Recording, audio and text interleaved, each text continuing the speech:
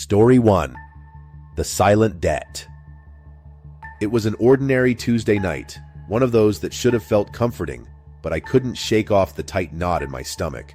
I sat at the dinner table trying to fake a smile while Emily coaxed Sophie to eat her peas. Our house, small but full of warmth, was supposed to be a sanctuary. Instead, I felt like I was sitting on a ticking time bomb. I had made a huge mistake, and sooner or later, Emily would find out. The truth was, I'd just gambled away our life savings, and I hadn't told Emily a word about it. I kept looking at her, at how gentle she was with Sophie, her laugh soft and full of love. And there I was, a liar, sitting right across from them. I felt like I was watching my family through a window, one I was about to shatter. Emily, my wife, was everything I wasn't. Patient, kind, and always honest. She taught 5th grade, and she loved it. She brought that same gentle authority home, keeping our lives steady. But me? I was the guy who was supposed to make sure we were secure, and now I had put everything at risk. When she looked at me and asked how work was going, I forced a smile, telling her it was fine. I could feel the questions in her eyes, but I turned away, hoping she wouldn't press. And then there was Sophie, our 5-year-old daughter. She loved bedtime stories, especially when I read them. But lately, I hadn't been around much to do that. She'd ask, her little face all hopeful, "Daddy, can you read to me tonight?" And I'd just tell her, "Maybe tomorrow, sweetheart." But she knew better. Kids always do. I hated myself a little more every time I let her down. The whole thing started with Peter, a guy at work. He was 40, charming in that sleazy sort of way, always talking about the next big score. He said, "You want to change your life, Dan? This is it. High returns, quick gains, secure your family's future." It sounded so good, so simple. I wanted to be the guy who could finally tell Emily we had enough, that we didn't have to worry about the future. So I did it. I transferred everything we had into his deal, my hands shaking the whole time. Sophie's birthday was just a few days later. We had friends over, cake, balloons. Everything was perfect on the outside. But I couldn't focus. I kept thinking about the money, the risk. I tried to smile, to make jokes, but I felt like I was wearing a mask, and any minute now it would crack. Emily caught my eye while I was slicing cake, giving me this warm smile, and it just made me feel worse. She had no idea what I'd done. At first, the investment went well, really well. The numbers kept climbing, and I thought maybe I'd gotten lucky. I got obsessed, checking the updates every spare second. It was like a rush, and for a little while, I actually convinced myself I'd done the right thing. But that high came at a cost. I started skipping dinners, missing bedtime with Sophie. I was there, but I wasn't really there. Emily asked me if everything was okay, and I just brushed her off, telling her work was hectic. Then came the downturn. It wasn't sudden, just this slow, awful drop. I watched the gains evaporate day by day. Panic set in. I tried everything, moving things around, even considering using Sophie's college fund. I knew it was wrong, but I felt trapped. I was desperate to get us back to where we were. Desperate to fix what I'd broken before Emily found out. But she did find out. One evening, I came home, and there she was, sitting at the table, with the bank statements in front of her. The look on her face, it wasn't just anger. It was hurt, betrayal. "Why, Daniel?" she asked, her voice barely above a whisper. I could see her hands shaking as she held up the papers. My mouth was dry and I had nothing to say. What could I say? The truth was I'd gambled everything and I'd lost. Suddenly, I remembered my dad. He'd made his own share of financial mistakes, bad investments, debts that piled up until they swallowed everything. I always swore I'd be different. I promised myself I wouldn't put my family through the same kind of uncertainty, but here I was, repeating his failures. I could almost hear his voice, telling me how sorry he was for what he'd put us through. And now I understood. Emily didn't yell. She didn't scream. She just stood up, tears in her eyes, and said she was taking Sophie to her sister's for a while. I tried to stop her, to explain, but she shook her head. "I need time, Daniel." I can't even look at you right now." And just like that, they were gone. The silence that filled the house afterward was unbearable. It wasn't just quiet, it was empty. I had never felt so alone. I called Mark, my younger brother. He was the free spirit of the family, always doing what he wanted, going where the wind took him. I told him everything, and he listened. He didn't judge me or tell me I was an idiot, even though I knew I was. He just said, "You messed up, Danny, but you've got to make it right. You've got to start somewhere." So I did. I found a financial counselor, signed up, and started trying to understand what drove me to make such reckless decisions. It wasn't just about the money. It was about the fear of not being enough, of not providing for my family. I'd let that fear drive me to lie, to gamble everything. Slowly, I started putting things back together. After a few months, Emily agreed to meet me. We sat across from each other at a coffee shop, the air thick with everything we hadn't said. I told her everything. The fear, the pressure, the shame. She listened, her eyes tired but softer than they had been that night. She told me how much I'd hurt her, how broken she'd felt. We both cried. It wasn't an easy conversation, but it was real. For the first time in months, I felt like we were on the same side again. Eventually, Emily and Sophie moved back home. It wasn't perfect, we had a lot to rebuild, but we were trying. I stopped obsessing over money and started focusing on the things that really mattered. One night, Sophie climbed into my lap, her favorite book in her tiny hands. "Daddy, will you read to me tonight?" she asked, her eyes hopeful. And this time, I didn't hesitate. I opened the book, pulling her close. "Of course, sweetheart," I whispered. And as I started reading, I felt the knot in my stomach finally begin to loosen. Story 2. The Unanswered Call. After a grueling 12-hour shift, I collapsed onto my couch, every muscle aching and my mind clouded with exhaustion. My phone buzzed on the coffee table, and I glanced at the screen. Lisa's name flashed brightly against the dim living room light. I sighed, the fatigue weighing on me like a lead blanket. I'd call her tomorrow, I thought, my eyes slipping shut before I could even bring myself to reach for the phone. The call went unanswered, the buzzing eventually fading into silence. Lisa, my sister, my confidant. She was always the one who reached out, the one who checked in. We were close once, inseparable when we were kids.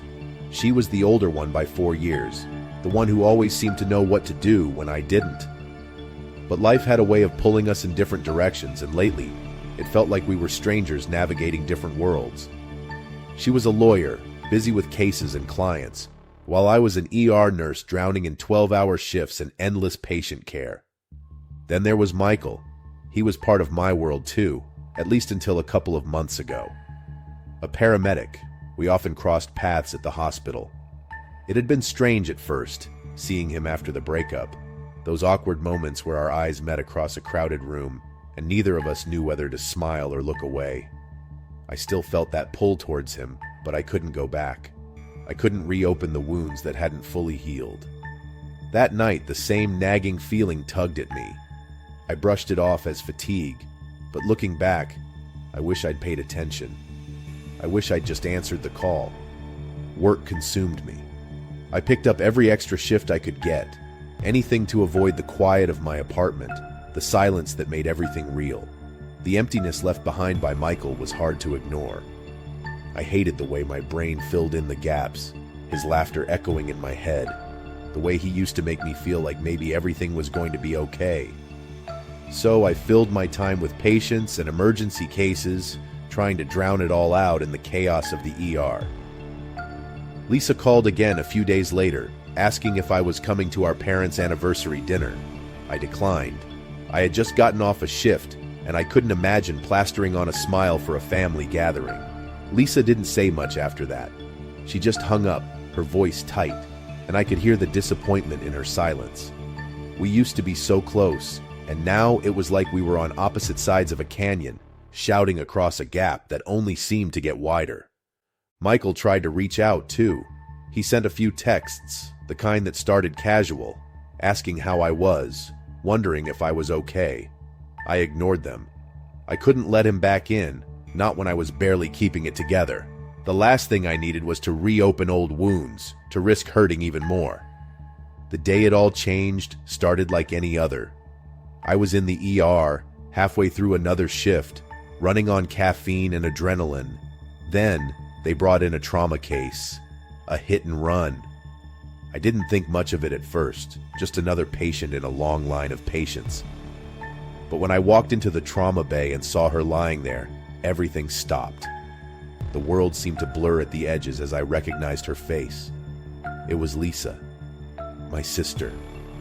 My heart clenched and my hands froze as I tried to make sense of what I was seeing. I couldn't breathe. I moved automatically, my training taking over. But it felt like I was outside my own body, watching someone else work on her.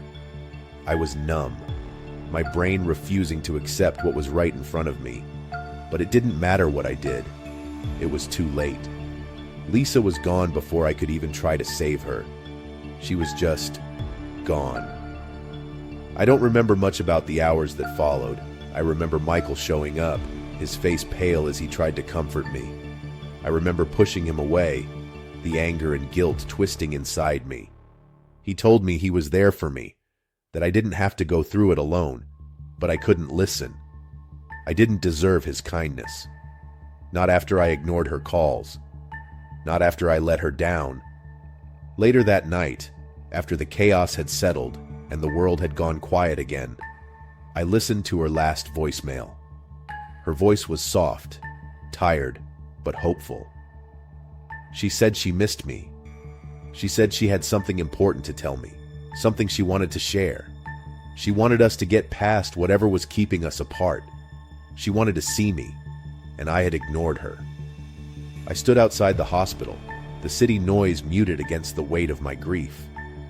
I thought about all the times we had laughed together, all the secrets we had shared growing up. I remembered the way she used to sneak into my room after nightmares, how we'd stay up talking until we both fell asleep, feeling safe because we had each other.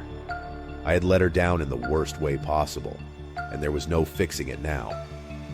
I knew I couldn't keep going like this. The guilt was eating me alive. I started going to therapy, trying to make sense of everything, trying to find a way to keep going. I also started volunteering at a helpline, hoping that maybe I could help someone else. Maybe I could make up for the call I didn't answer. It wasn't much, but it was something. It was a way to keep her memory alive, to honor her in whatever small way I could. Hey. Michael reached out again, and this time I didn't push him away. I let him in, slowly. We talked, really talked, about everything, about Lisa, about us, about the things we had both lost. It wasn't easy, and some days it hurt more than I thought I could bear. But it was real. And it was a step forward. Losing Lisa taught me how fragile everything is, how quickly it can all be taken away. I realized I couldn't keep running from the people who cared about me, couldn't keep hiding behind my work. I reconnected with my parents, visited them more often. I let Michael back into my life, not because I needed saving, but because I wanted to share my life with him again. I stopped taking the time I had for granted. Every time I pick up the phone now, I think of Lisa. I think of her laugh, her warmth, and I remind myself that there are some calls you can't afford to miss, some moments you can't get back. I don't know if I'll ever forgive myself for not answering, but I know that I can live in a way that honors her memory, and maybe, just maybe, that's enough. Story 3. The Forgotten Promise. I was surrounded by accolades, certificates, plaques, trophies, all markers of a successful career in a prestigious law firm. Yet sitting in my corner office, overlooking the city's skyline, I felt emptier than I had ever imagined possible. I leaned back in my chair, eyes drifting to a crumpled photo lying on my desk. It was a picture of Ethan, my son, from years ago. He must have been about 10, smiling broadly as he held up a sketchbook. It reminded me of a promise I had made and failed to keep. I had promised to be there, to show up, but the truth was, I had let him down time and again. Ethan was 16 now. He was a talented artist, always creating something beautiful. something that I barely understood, but knew meant the world to him. The silence between us had stretched for months. It used to be filled with awkward phone calls, strained conversations where I tried to apologize or reconnect, but lately there was nothing. I was losing him, and deep down, I knew it. I glanced at the corner of my desk, where a certified letter sat unopened. There was a sinking feeling in my gut that this was it. Some consequence of everything I'd ignored for too long. Robert would probably tell me I needed to stop being such a coward and face it all. Robert was my best friend from college, a psychologist with a knack for seeing through my bullshit. He'd always been the one to tell me the truth I didn't want to hear, and I'd always been the one to ignore it. But he never stopped trying, and that counted for something, I guess. Ethan had invited me to his art exhibit a few months back. It had been a big deal for him, the culmination of all his hard work at the art school he'd begged to attend. He'd called me, his voice barely masking his excitement as he told me about it. I promised I'd be there. But the day of the exhibit, a last-minute meeting came up, one I couldn't afford to miss. I told myself I'd make it up to him. I sent a text apologizing, saying we'd go out that weekend to celebrate instead. He never replied. Things at work started to unravel not long after that. There were whispers, accusations of misconduct that weren't entirely true, but not entirely false either. I had cut corners, made decisions that seemed justified at the time, but now they were catching up to me. My colleagues, who once seemed like friends, began to distance themselves. The office, which had always felt like a refuge, started to feel like a cage. I was surrounded by people, yet I'd never felt more isolated. I met Robert for drinks one evening, my attempt to feel something other than the weight pressing down on me.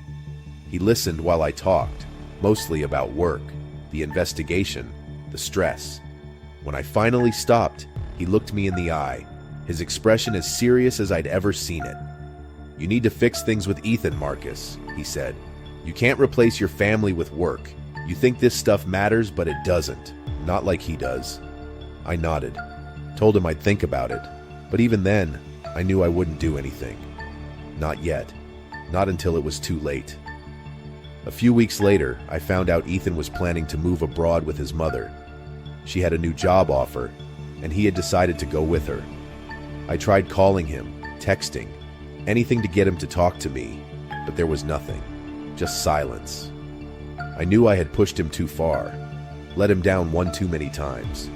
The thought of him leaving, of being an ocean away with nothing left between us, terrified me, but I didn't know how to fix it. I didn't know how to make him see that I still cared. Then, everything came crashing down at once. The firm suspended me pending an investigation. They didn't want the bad press, and honestly, I couldn't blame them. I sat in my office, staring at the city outside, and realized I had nothing. No job, no friends, no family. I had spent my entire life climbing a ladder that led to nowhere, and now I was at the top, looking out at a world that didn't seem to have a place for me. Ethan's farewell party was my last chance. I showed up uninvited, standing in the doorway of his mother's house, feeling like an intruder. He saw me before I could say anything, his eyes narrowing as he walked over. "What are you doing here, Dad?" he asked, his voice low and tense. I tried to find the right words, but everything came out wrong.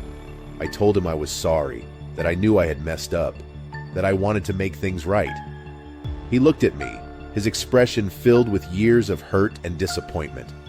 "You always say that," he said, "but you never do anything about it. You never show up." His words cut deeper than I could have imagined.